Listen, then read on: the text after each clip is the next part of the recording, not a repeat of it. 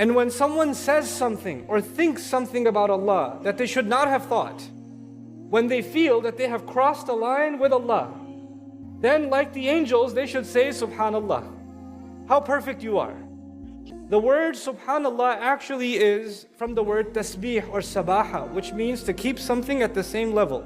Meaning, Allah is perfect whether you understand or you don't understand. Allah's plan is perfect whether you understand or you don't understand. What Allah did with your life in the past is perfect whether you understand or you don't understand. What Allah plans to do in the future is perfect whether you understand or you don't understand. Allah's mercy is perfect, His love is perfect, His plan is perfect, His wisdom is perfect, His revelation is perfect, everything about Him is perfect, whether or not it fits in our brain or not. And so the way we acknowledge that is by saying, Subhanallah. We declare the perfection of Allah. We declare that Allah cannot be criticized. Anything Allah does, anything Allah knows, anything Allah plans for the world, or anything Allah plans for me personally, none of it can be criticized. The only one that can be criticized is me, not Allah. Not Allah. So the angels are afraid that maybe when they ask this question, that they may have been critical. Even though they're not critical, they just didn't understand. But they're so afraid that they tell Allah, Subhanak, Subhanak. When you hear something incorrect, or when you feel something incorrect towards Allah, and that's the devil's trick. Let me tell you something really interesting about the story of Adam alayhi salam. The angels asked a question to Allah because Adam was not making sense to them, yes? And a little bit later on in the same story, there's someone else who asked a question because it wasn't making sense to him.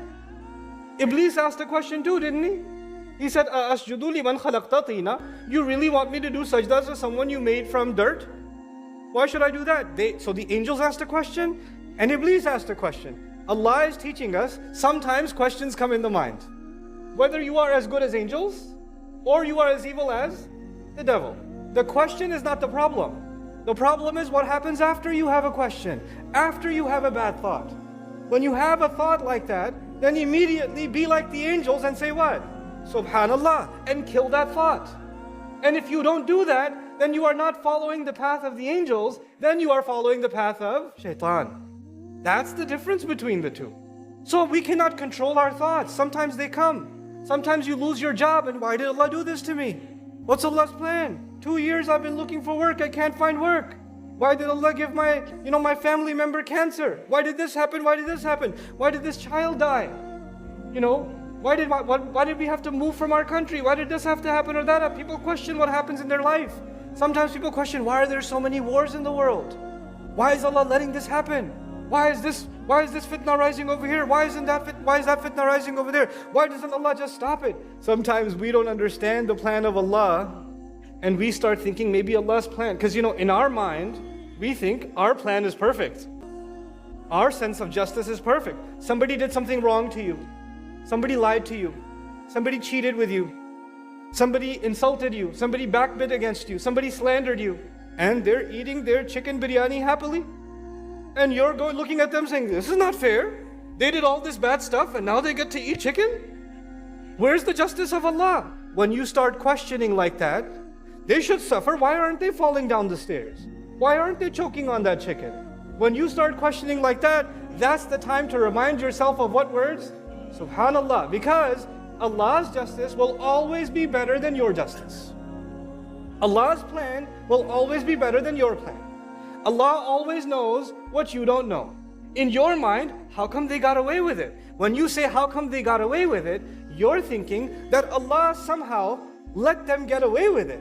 And that means somewhere in your head, you think Allah was unfair. And if you think Allah was unfair, then in your mind, Allah is not perfect. Which is why you have to take a step back and tell yourself, Subhanallah, you are perfect. You understand?